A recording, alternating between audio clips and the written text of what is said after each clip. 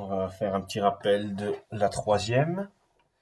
Donc, ce qu'on a constaté ou ce que vous avez dû constater en troisième, c'est que dans un triangle rectangle, donc on impose une condition, on a un triangle rectangle dont on donne un angle aigu, 40, mais on pourrait donner un autre angle, par exemple 45 ou 50 ou peu importe. Je vais le faire plus petit pour qu'on voit le triangle en entier.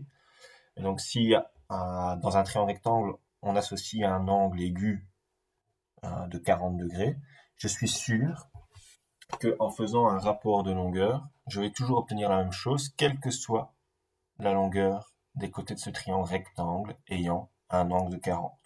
Pourquoi j'en suis sûr? Ça, c'est un autre chapitre qui a été vu en troisième, c'est les triangles semblables.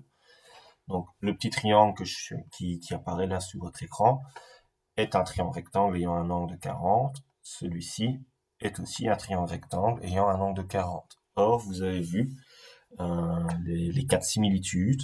Deux triangles sont semblables s'ils ont deux angles homologues de même amplitude. Le triangle qui apparaît là a un angle de 90 et un angle de 40. Le triangle qui apparaît maintenant a également un angle de 90 et un angle de 40. Donc les deux triangles, le petit ou le grand que je vous montrais il y a quelques instants, ont deux angles homologues de même amplitude. Ils sont donc semblables.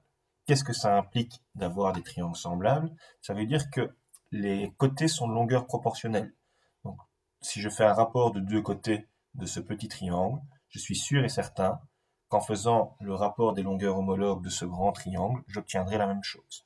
En effet, et on ne fait pas encore attention au nom qu'on donne, mais si je fais la longueur du segment bleu divisé par la longueur du segment rouge, j'obtiens 0,64. Donc si je fais le rapport de ces deux longueurs. Et même si je déplace le point A, donc même si j'ai un autre triangle qui lui sera semblable mais plus petit, certes les longueurs des côtés ont changé, mais le rapport de ces longueurs vaut toujours 0,64.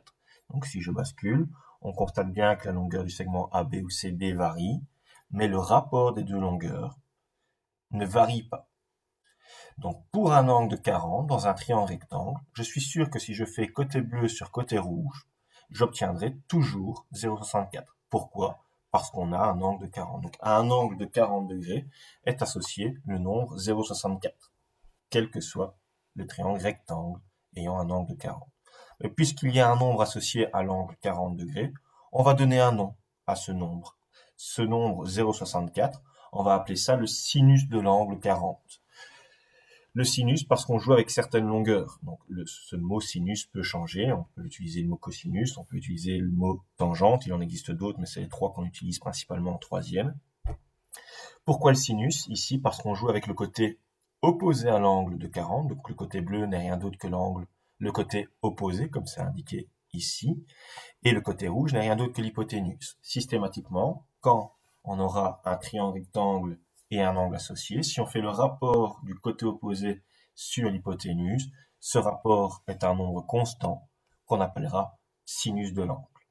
Si cet angle change, le nombre change. Donc maintenant, je n'ai plus 0,64, mais 0,75 par exemple, mais reste constant pour un angle de 49. Donc pour un angle de 49, le sinus de 49, quel est le nombre associé à un angle de 49 dans un triangle rectangle, c'est 0,75. Quel était le nombre associé à un angle de 40? C'était 0,64. Toujours parce qu'on joue avec le côté opposé et l'hypoténuse. La réflexion est exactement la même si on joue avec d'autres côtés. Donc le nombre est différent du précédent. On avait 0,64 pour le sinus. On a 0,77 cette fois-ci. Pourquoi? Parce que je ne fais plus le même rapport de longueur. Cette fois-ci, je joue avec le côté vert et le côté rouge. Quand je fais le rapport de ces longueurs, j'obtiens un certain nombre, en l'occurrence ici 0,77, et ce, quelle que soit la longueur des côtés de ce triangle rectangle ayant un angle de 40. Donc à l'angle de 40 est associé cette fois-ci non plus le nombre 0,64, mais le nombre 0,77. Pourquoi? Parce que cette fois-ci, on joue avec le côté adjacent et l'hypoténuse. Et enfin, même raisonnement pour la tangente, où là, on joue avec le côté opposé et le côté adjacent. Voilà qui explique un petit peu les fondements de la trigonométrie. Donc le mot sinus, cosinus, tangente, c'est simplement un mot pour éviter de dire on fait le rapport de telle longueur divisé par telle autre longueur. C'est un raccourci au final.